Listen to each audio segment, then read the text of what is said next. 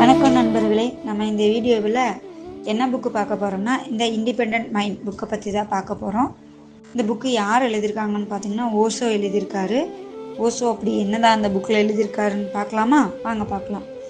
அதாவது நம்மை சுற்றியுள்ள உலகை ஏற்றுக்கொள்வதற்கு பதிலாக கேள்வி கேட்க ஊக்குவிக்கும் ஒரு தத்துவம் மற்றும் தனிநபர் வளர்ச்சிக்கான புத்தகம் அப்படின்னு சொல்கிறாரு. நம்ம இப்போ சுற்றி இருக்க பீப்புளுக்கு இடையில நம்ம கேள்வி கேட்கணும், எதுக்காக அப்படின்னு சொல்லி கேள்வி கேட்கணும் அப்படிங்கிறதுக்கும் ஒரு தனிநபர் வளர்ச்சிக்கான புத்தகம் அப்படிங்கிற மாதிரி சொல்லலாம். யாரெல்லாம் அந்த புக்கு படிக்கலான்னு பார்த்தீங்கன்னா, தங்கள் சிந்தனை முறையை மாற்ற விரும்புபவர்கள், அப்புறம் சமூக மத அரசியல் போன்ற கட்டமைப்புகளை கேள்வி கேட்க விரும்புபவர்கள், தனிப்பட்ட வளர்ச்சியில் ஆர்வம் உள்ளவர்கள், தத்துவம் மற்றும் ஆன்மீக ஆய்வில் ஈடுபடுபவர்கள், இவங்களுக்கெல்லாம் இந்த புக்கு படிக்கலான்னு சொல்கிறாரு.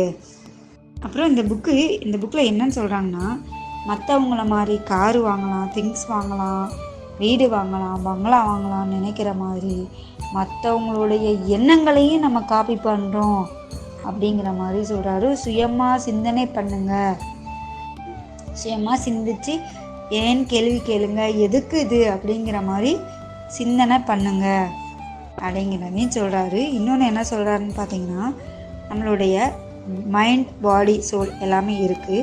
பாடி நம்ம உலகத்திலேயே எல்லா விஷயத்தையும் அனுபவிக்கிற, அதாவது நம்மளுடைய உடல் எல்லா விஷயத்தையும் அனுபவிக்கிறோமா, ஸோ அதே சொல்கிறாரு. பாடி இது இஸ் வெரி இம்பார்ட்டன்ட், இது ஒரு டிபெண்ட் அப்படிங்கிறாரு. சோல் இண்டிபெண்ட் அப்படிங்கிற மாதிரி சொல்கிறாரு.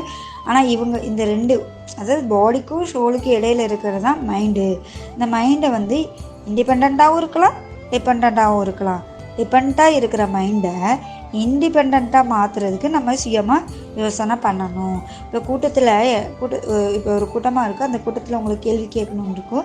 ஆனால் எல்லாரோடையும் சேர்ந்தது ஓஹோ ஆஹா அப்படின்னு சொல்லி கோரஸ் பண்ணாமல் கேள்வி கேளுங்க, எதுக்கு இது பண்ணுறீங்க, எதுக்கு அது பண்ணுறீங்க, தைரியமாக உங்களுக்கு என்ன தோணுதோ அதை கேள்வி கேளுங்க அப்படிங்கிற மாதிரி சொல்கிறாரு. தினமும் நம்ம வாழ்க்கையில் நிறைய எண்ணங்கள் தோணும், லட்சக்கணக்கான எண்ணங்களை நம்ம வச்சுருப்போம். அந்த எண்ணங்களை எல்லாம் ஃபில்டர் பண்ணி